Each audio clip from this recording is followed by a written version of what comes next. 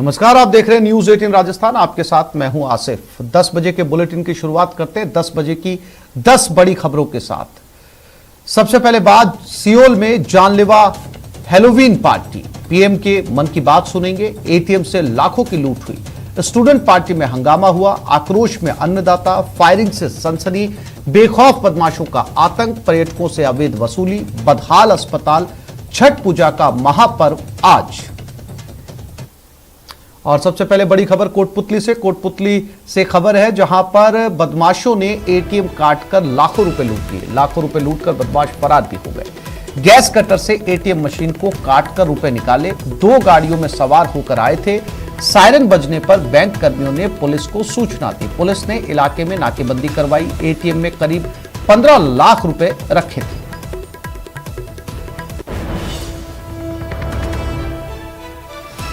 तो ये 15 लाख की लूट हुई और बदमाशों ने पूरे एटीएम को गैस कटर से काटा। गैस कटर से 2 टुकड़े करने के बाद अंदर रखा हुआ कैश निकाला, फरार हो गए। बताया जा रहा है कि गैस कटर से काटते समय एटीएम का बैंक में सायरन बजा था। बैंक वालों ने पुलिस को सूचना दी और पुलिस मौके पर पहुंची। तब तक आपके सामने जो तस्वीरें हैं, ये हाल हो चुका था एटीएम का। फिलहाल पुलिस इन बदमाशों की तलाश कर रही है। हाथ खाली हैं पुलिस के, लेकिन जांच इस पूरे मामले की शुरू कर दी गई है। क्या सीसीटीवी फुटेज पुलिस के हाथ लगे हैं? न केवल इस एटीएम के, बल्कि इस रास्ते पे लगे सारे सीसीटीवी फुटेज खंगाले जाएंगे। बदमाश आए थे, गैस कटर से काटा और उसके बाद कैश जो कि 15 लाख रुपए निकले हैं लेकर फरार हो गए। कोटपुतली से खबर है।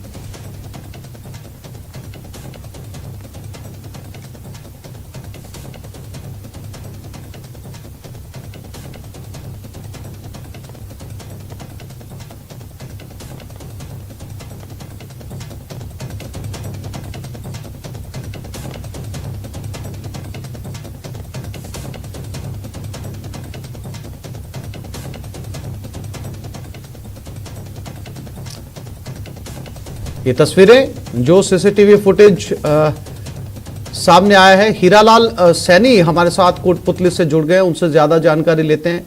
हीरालाल, नए नए तरीके इख्तियार किए जा रहे हैं एटीएम से पैसे निकालने के।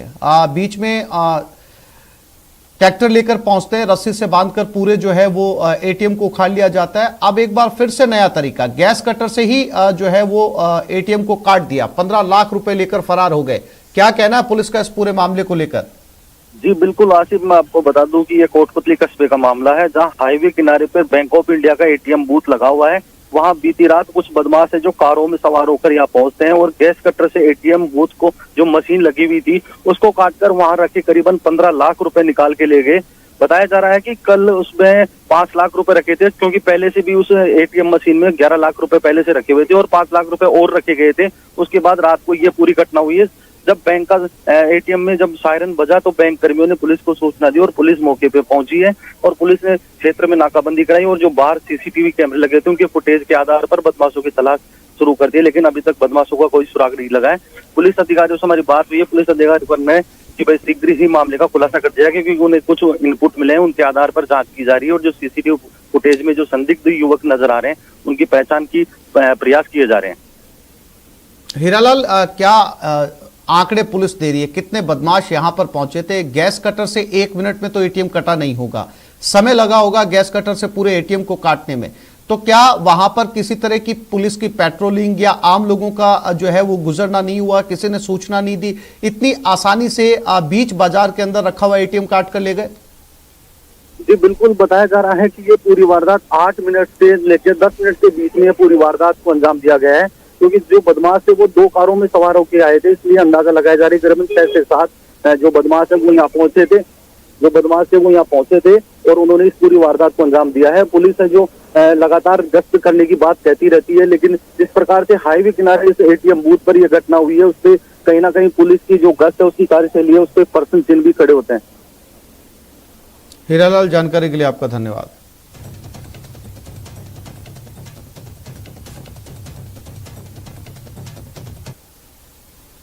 और ये खबर अजमेर से, स्टाम्प पेपर पर लड़कियों को बेचने का मामला। अजमेर रेंज पुलिस ने प्रेस नोट जारी किया। मामले को बताया साल 2019 का। लड़कियों के माता पिता की पहचान करवा के सौंपा गया था। 2 लड़कियां अभी भी बालिका गृह में हैं। भीलवाड़ा जिले के हनुमान नगर थाने में यह मामला दर्ज हुआ था। 25 आरोपियों को नामजद किया गया है। मामले में कोर्ट में आरोप पत्र भी दाखिल हो चुका है। 4 आरोपियों की मौत हो चुकी है, एक अभी भी फरार है जिसे भगोड़ा घोषित किया गया है।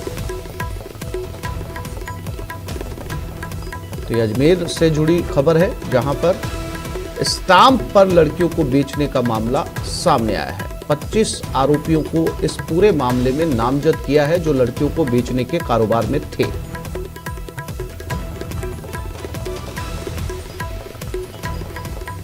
अजमेर रेंज पुलिस ने एक प्रेस नोट जारी किया है। 2019 का यह पूरा मामला बताया जा रहा है।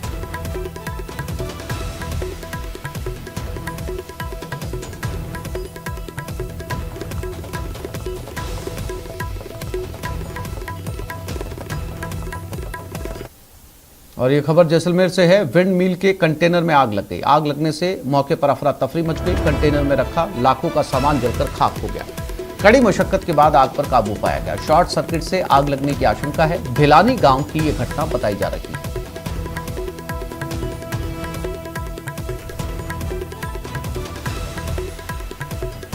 तो जैसलमेर में विंड मिल के कंटेनर में यह आग लगी है। हालांकि बताया जा रहा है कि काफी मेहनत के बाद में इस आग पर काबू पा लिया गया है। भिलानी गांव की यह घटना बताई जा रही है। जैसलमेर में विंड मिल में ये आग लगी है। आग किन कारणों से लगी, फिलहाल इसकी जांच की जा रही है। कंटेनर में लाखों रुपए का सामान रखा था, बताया जा रहा है वो भी जलकर खाक हो गया। हालांकि तमाम कवायद के बाद इस आग पर काबू पा लिया गया है। एक संभावना यह भी जताई जा रही है कि इसमें शायद शॉर्ट सर्किट की वजह से आग लगी है। श्रीकांत जैसलमेर से हमारे साथ जुड़ गए। श्रीकांत, क्या काम आता है ये जो विंड मिल का कंटेनर है और किस तरीके से इसमें आग लगी, कौन सा सामान इसमें रखा हुआ था?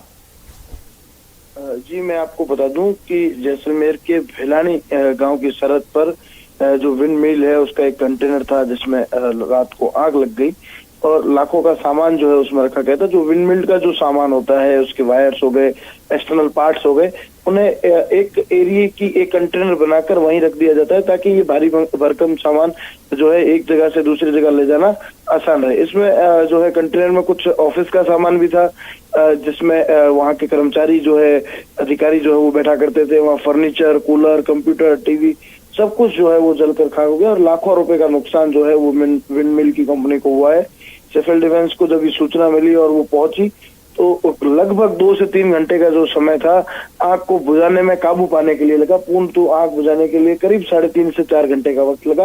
काफी मशक्कत के बाद जो है वो आग बुझाई गई। कंटेनर में शॉर्ट सर्किट का जो है वो वजह बताई जा रही है। यह जो कंटेनर है वो देवीकोट से आगे भिलानी गांव की सरहद पर रखा गया था।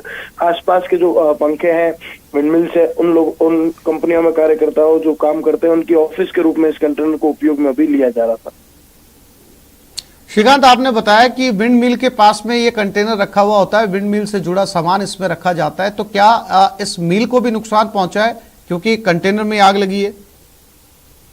जी, मैं आपको बता दूं कि एक पूरे एरिया की विंड मिल्स के लिए एक कंटेनर रखा जाता है। जिस तरह की सूचना हमें मिली है वो आसपास जो है कुछ दूरी पर रखा जाता है सामान, लेकिन इतनी दूरी हो कि ट्रांसपोर्टेशन का खर्चा ना आए और अपने ही वाहनों से, कंपनियों से जो है अपने लेबर रूम से उस जगह तक ले जा सके। इतनी दूर होती तो किसी विंड मिल को कोई खतरा नहीं था, इसे थोड़ा दूर रखा गया था। लेकिन काफी नुकसान जो है कंटेनर के जलने से कंपनी को हुआ है, जिसमें लाखों रुपए का सामान जो रखा गया था, काफी जो सामान है वो जलकर राख हो गया। कोई भी सामान ऐसा नहीं था जो सुरक्षित बचाओ।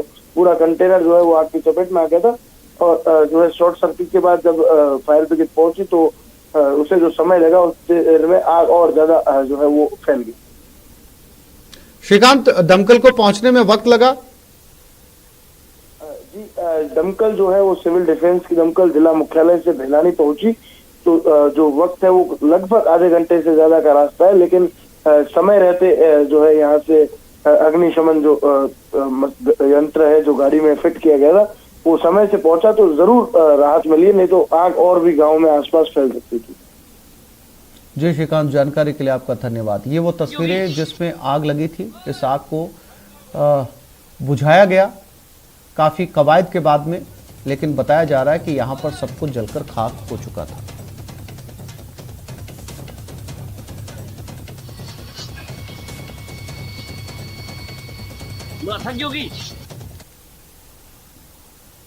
और एक मकान में भी आग लगी। उदयपुर में मकान में ये आग लगी, शॉर्ट सर्किट की वजह से आग लगी। सूचना पर दमकल की टीम पहुंच गई, कड़ी मशक्कत के बाद आग पर काबू पाया गया। सुभाष नगर की घटना है, आग से मकान में रखा फर्नीचर जलकर खाक हो गया।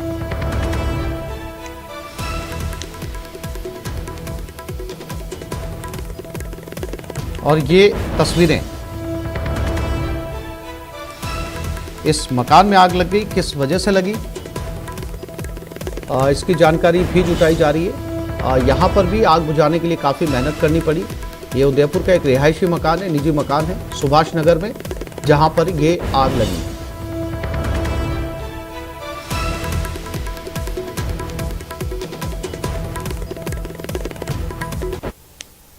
और ये खबर झुंझुनू से, सड़क हादसे में घायल बुजुर्ग की मौत हो गई। इलाज के दौरान चिड़ावा CHS में दम तोड़ दिया। आलमपुर बस स्टैंड के पास बुजुर्ग को टक्कर मारी थी, बाइक ने बुजुर्ग को टक्कर मारी। मंडरेला पुलिस अब इस पूरे मामले की जांच कर रही है। झुंझुनू में सड़क हादसे में एक बुजुर्ग की मौत हो गई। बताया जा रहा है कि एक बाइक सवार युवक ने आलमपुर बस स्टैंड के पास चलती बाइक से एक बुजुर्ग को टक्कर मार दी और बुजुर्ग को हॉस्पिटल ले जाया गया, लेकिन बुजुर्ग की मौके पर की मौत हो चुकी थी। झुंझुनू के सड़क हादसे में घायल बुजुर्ग की मौत। चिड़ावा CHC में इसने अपना दम तोड़ दिया। झुंझुनू से खबर है, चिड़ावा में एक बाइक ने बुजुर्ग को टक्कर मार दी। कृष्ण झुंझुनू से हमारे साथ जुड़ गए। कृष्ण, कैसे हुआ यह हादसा और क्या जानकारी इस बुजुर्ग के बारे में, क्या पुलिस ने इस पूरे मामले को लेकर FIR दर्ज की है? जी मैं आपको बता दूं कि ये पूरा मामला है, ये जो है मंडरेला थाना इलाके का है, जहां पर ये जो बुजुर्ग है वो अपने घर जा रहे थे। इसी दौरान जो एक बाइक सवार है उसने उसको टक्कर मार दी। इसके बाद उनको मंडरेला अस्पताल ले जाया गया, जहां हालत गंभीर होने पर इनको चिड़ावा अस्पताल रेफर किया गया। इलाज के दौरान इन्होंने चिड़ावा अस्पताल में है वो दम तोड़ दिया है और इनके परिजनों की ओर से है वो मंडरेला थाने में इसकी रिपोर्ट दी गई है। जी कृष्ण, जानकारी के लिए आपका धन्यवाद। झुंझुनू की घटना है जहां पर सड़क हादसे में एक बुजुर्ग की मौत हो गई। बुजुर्ग के घर वालों ने पुलिस पे लिखित में शिकायत दी है। फिलहाल पुलिस ने इस पूरे मामले को लेकर क्या कार्रवाई की है ये जानकारी फिलहाल नहीं मिल पाई है।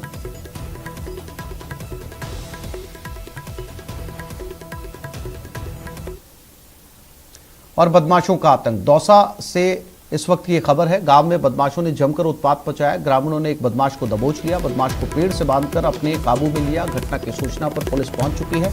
पेड़ से बंधे बदमाश को हिरासत में ले लिया गया। पुलिस ने बदमाशों की कार को भी जब्त किया। बांदीकुई थाना क्षेत्र के नंदेरा गांव की घटना है। बदमाश से फिलहाल पुलिस पूछताछ कर रही है। आशीष दौसा से हमारे साथ जुड़ गए हैं। आशीष, कौन बदमाश थे, क्यों इन्होंने गांव में आतंक मचाया, पूरी घटना जरा विस्तार से बताइए।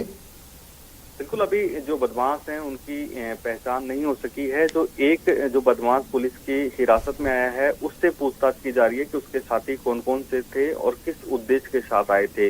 ये पूरा घटनाक्रम बीती रात का है, जब बांदीकुई थाना क्षेत्र के नंदेरा गांव में कार में सवार होकर ये बदमाश पहुंचे थे और गांव में उत्पात मचाया। उसके बाद में जैसे ही ग्रामीणों को पता चला तो ग्रामीणों ने सभी बदमाशों को पकड़ने का प्रयास किया और सभी को पकड़ भी लिया, लेकिन पुलिस जब तक पहुंची तब तक कुछ बदमाश ग्रामीणों के चंगुल से छूटकर फरार हो गए। वहीं ग्रामीणों ने एक बदमाश को पकड़कर पेड़ से बांध दिया और उसके बाद में पुलिस को बुलाया गया। पुलिस अब जो पकड़े गए आरोपी है उससे पूछताछ कर रही है ताकि पूरे घटनाक्रम का खुलासा हो सके कि ये किस वारदात को अंजाम देने आए थे और इनके साथी कौन कौन से हैं। पुलिस ने बदमाशों की कार को भी जब्त कर लिया है और कार के नंबर के आधार पर कार मालिक की तलाश की जा रही है कि यह कार चोरी की कार थी या फिर बदमाशों की ही कार थी। आशीष, रात की घटना लग रही है तस्वीरें देखकर, जहां बदमाश को बांधा गया, तो अब तक पुलिस जानकारी जुटा चुकी होगी। इन्होंने यही गांव क्यों चुना बदमाशी के लिए, कितने लोग फरार हुए थे और जो पकड़ा गया उसकी पहचान क्या है? बिल्कुल, पुलिस ने जो पकड़ा गया आरोपी है उससे पूछताछ कर रही है और जो उसने बताया कि कुल 4 बदमाश थे। हालांकि जो पकड़ा गया आरोपी है वो पुलिस को ज्यादा जानकारी नहीं दे रहा है। पुलिस उससे अपने तरीके से गहनता से पूछताछ भी कर रही है। ऐसे में और बदमाशों के नाम नहीं बता रहा है। पुलिस का कहना है कि इससे जब गहनता से जांच पड़ताल की जाएगी और अनुसंधान किया जाएगा तब ये अन्य बदमाशों के नाम बताएगा और उसके बाद में उनको भी गिरफ्तार करने की कोशिश की जाएगी। आशीष, आप मेरे साथ बने रहिएगा। मैं फिर से लौटता हूं आपके पास में। अगली खबर भी दौसा से है, जहां बीती रात राज्य सरकार के चिकित्सा मंत्री प्रसादी लाल मीणा के घर के पास डकैती की घटना हुई। करीब 1 दर्जन बदमाशों ने मंत्री के गांव में धावा बोला और सबसे पहले मंत्री के घर से लगभग 300 मीटर की दूरी पर स्थित धर्मेंद्र शर्मा नाम के शख्स के मकान को निशाना बनाया। डकैतों ने बंदूक की नोक पर पति पत्नी को बंधक बना लिया और लाखों के जेवरात सहित नकदी लूट ली। घटना के बाद बदमाश आसपास के अन्य घरों में भी पहुंचे, लेकिन चारों तरफ ग्रामीण इकट्ठा हो गए और बदमाशों को पकड़ने के लिए घेराबंदी की। इस दौरान नकाबपोश डकैतों ने फायरिंग की। इसमें 3 लोगों को गोली लग गई। इससे ग्रामीण भयभीत हो गए और बदमाश मौके से फरार हो गए।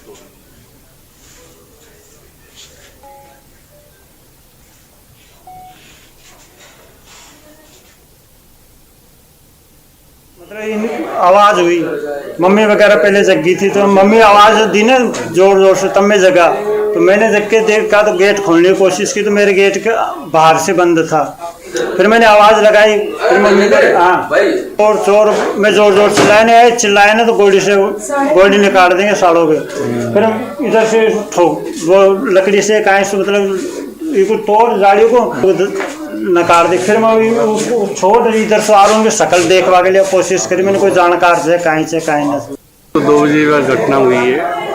उसके बाद जब वो पैदल ही आए, पैदल ही गए तो लोगों ने उनका मुकाबला भी किया है, पर जो फायरिंग उन्होंने जो अंधाधुंध फायरिंग की उससे ग्रामीण भयभीत हो गए। नहीं उनको पकड़ लिए जाते, 2-3 को घायल भी किया है। और आशीष एक बार फिर से हमारे साथ जुड़ गए। आशीष, एक गांव में बदमाश जो है पूरी रात आतंक मचाते हैं और फिर मंत्री के घर के पास में चोरी होती है, फायरिंग करते हैं, गांव वाले पकड़ने की कोशिश करते हैं, 3 लोगों को गोलियां लग जाती है। यानी देखा जाए तो पूरे दौसा से अराजकता की खबरें। निश्चित रूप से ये कानून व्यवस्था पर सवाल खड़े करने वाली खबर है, क्योंकि मंत्री प्रसादी लाल मीणा रात के समय अपने आवास पर ही थे और उनके जहां पर वो सो रहे थे उससे करीब 300 मीटर की दूरी पर एक धर्मेंद्र शर्मा नामक व्यक्ति हैं, उनके मकान पर यह पूरा घटनाक्रम हुआ। करीब 1 दर्जन बदमाश बताए जा रहे हैं जो पूरी तरह नकाबपोश थे और उन्होंने जो मकान मालिक है उसको चाकू की नोक पर पहले उसको अपने कब्जे में लिया। साथ ही कुछ बदमाशों के पास देसी कट्टे थे और डंडे थे। उन्होंने वहां पर लूटपाट की वारदात को अंजाम दिया और डकैती की वारदात को अंजाम देने के बाद दूसरे मकान में वारदात करने गए तो आसपास के लोग जाग गए और उसके बाद में ग्रामीणों ने इन बदमाशों का मुकाबला करने की कोशिश की, इनका पीछा किया, लेकिन इनके पास हथियार थे तो इन्होंने अंधाधुंध फायरिंग कर दी। इस फायरिंग में 3 लोगों को गोलियां लगी हैं, जिनमें तीनों को मंडावरी अस्पताल से जयपुर रेफर कर दिया गया है, जहां उनका उपचार जारी है। इधर घटना के बाद में पुलिस के आला अधिकारी मौके पर पहुंचे हैं। खुद मंत्री प्रसादी लाल मीणा ने घटनास्थल का अवलोकन किया है और इस पूरी घटना के बाद उन्होंने काफी नाराजगी जताई है और सख्त लहजे में उन्होंने कहा कि संपूर्ण मंडावरी के थाने को लाइन हाजिर किया जाए। हालांकि वहां मौजूद एडिशनल एसपी लालन कायल ने यह दलील दी है कि पहले वारदात का खुलासा कर लिया जाएगा और उसके बाद में जो भी दोषी पुलिसकर्मी होंगे जिनकी लापरवाही होगी उन पर कार्रवाई कर दी जाएगी। एडिशनल एसपी की दलील पर मंत्री प्रसादी लाल मीणा ने कुछ दिन का समय दिया है। ऐसे में निर्धारित समय पर यदि खुलासा नहीं हुआ तो पुलिसकर्मियों के खिलाफ कार्रवाई की जाएगी। इधर उन्होंने इस पूरे घटनाक्रम के लिए भाजपा को जिम्मेदार बताया है। उन्होंने कहा है कि जब मुख्यमंत्री अशोक गहलोत की गत सरकार थी उस सरकार के दौरान यहाँ पर थाना खोला गया था, लेकिन थाने का जो भवन भाजपा सरकार के दौरान बना वह करीब 10 किलोमीटर दूर बना दिया, इसलिए मंडावरी कस्बा है सुरक्षित हो गया। ऐसे में उन्होंने भाजपा को जिम्मेदार ठहराया है। साथ ही उन्होंने ये कहा है कि पुलिस के आला अधिकारियों से बात कर ली गई है। अब थाने का मुख्यालय मंडावरी कस्बे में रखा जाएगा ताकि मंडावरी में सुरक्षित माहौल बन सके। जी आशीष, वाकई हैरानी की बात है, मंत्री घर में मौजूद है, मंत्री के पड़ोस में गोलियां चल रही हैं, 3 लोगों को गोलियां लग गई, एक घर लूटने से भी लुटेरों का मन नहीं भरा, दूसरे घर में बेधड़क जो है वो हमला बोल रहे हैं। अगर मंत्री जैसी जहां पर मंत्री रहते हैं वो वीआईपी जोन अगर सुरक्षित नहीं है तो कानून व्यवस्था का अंदाजा लगाया जा सकता है आम आदमी खुद को कैसे सुरक्षित महसूस करे। बिल्कुल गंभीर सवाल है, क्योंकि मंत्री प्रसादी लाल मीणा खुद अपने गांव में थे, क्योंकि शनिवार को वो यहाँ पर आ गए थे। आज रविवार था, ऐसे में आज वो जनसुनवाई करते, लेकिन उनके घर के पास में ही उनके पड़ोसी के घर में इस तरह की वारदात हुई और गोलियां चली हैं आसपास के क्षेत्र में। और मंत्री प्रसादी लाल मीणा ने खुद माना है कि ये पूरी घटना गंभीर है और मंडावरी जैसे कस्बे में इस तरह की घटना होना कानून व्यवस्था के लिए उन्होंने इसके लिए पुलिस को लापरवाह बताया। उन्होंने पुलिस का लापरवाह है, क्योंकि पुलिस रात के समय जो पुलिसकर्मी पहुंचे थे उनके पास हथियार नहीं थे और इसी कारण जो बदमाश थे, जो डकैत थे, उनके पास हथियार थे, इसलिए वो वहां से फरार होने में कामयाब हो गए।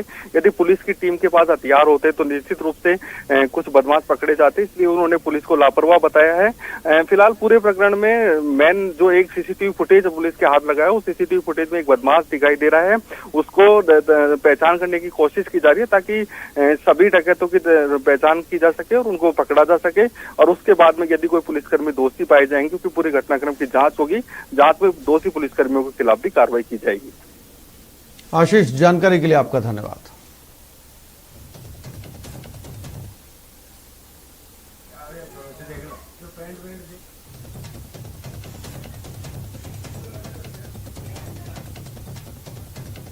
और कोटा चाकूबाजी मामले में आपको अपडेट दे देते हैं। चाकूबाजी मामले में फिलहाल कोई सुराग नहीं लगा है। सीसीटीवी फुटेज के बाद भी पुलिस के हाथ खाली हैं। ऑटो चालक पर ताबड़तोड़ हमले किए गए थे।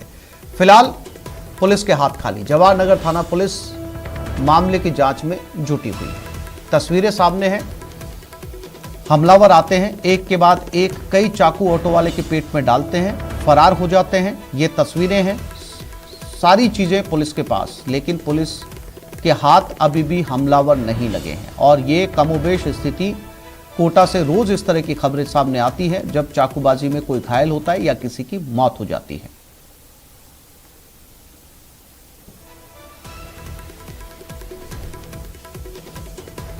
ये तस्वीरें कोटा से, जहां पर एक ऑटो वाले के ऊपर पीछे से आए लोगों ने, ये ऑटो यहां पर खड़ा था और ये एक के बाद एक 3 से 4 चाकू के वार किए, फरार हो गए।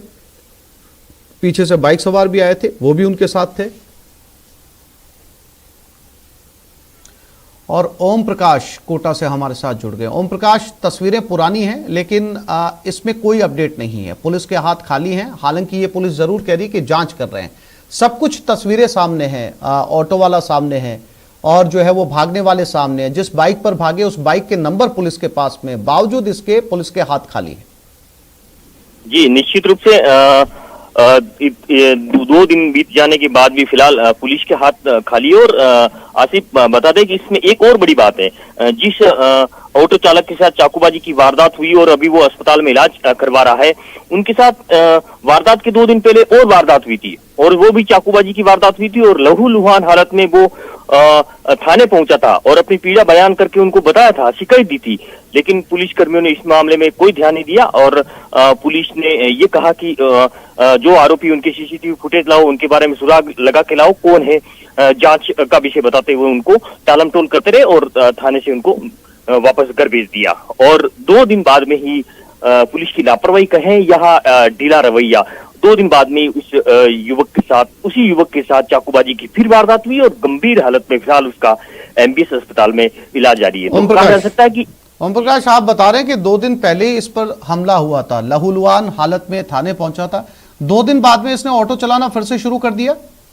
जी उस समय पैरों में चोट लगी थी और जिसके कारण वो बहुत गंभीर स्थिति में नहीं था, लेकिन उन्होंने पुलिस में शिकायत दी थी कि मेरे पर चाकू हम पे हमला हुआ था, लेकिन गंभीर घायल नहीं होने के कारण फिलहाल मैं ऑटो चला रहा हूं, और शिकायत दी थी। लेकिन उसके बावजूद भी पुलिस ने इस मामले में कोई विशेष जो कार्रवाई नहीं की, और नतीजा यह रहा कि उसके बाद फिर से उसके साथ 2 दिन बाद में ही चाकूबाजी की वारदात हुई, और फिलहाल गंभीर हालत में उसका इलाज जारी है। सबसे बड़ी बात इसमें यह है कि ऑटो चालक के साथ जो वारदात हुई थी जवाहर नगर इलाके में, उसमें सीसीटीवी फुटेज में साफ देखा जा सकता है कि बाइक सवार बदमाश आ रहे हैं, लेकिन अभी तक बदमाश कौन थे, किस मकसद से वारदात को अंजाम दिया, इसके बारे में पुलिस फिलहाल पुलिस के आला अधिकारी पूरी तरह से चुप्पी साध रखे हैं, जांच का विषय बता रहे हैं। फिलहाल कोई सुराग नहीं लग पाया। ये कहा जा सकता है कि पुलिस का अपराध की दाव। जी, जानकारी के लिए आपका धन्यवाद।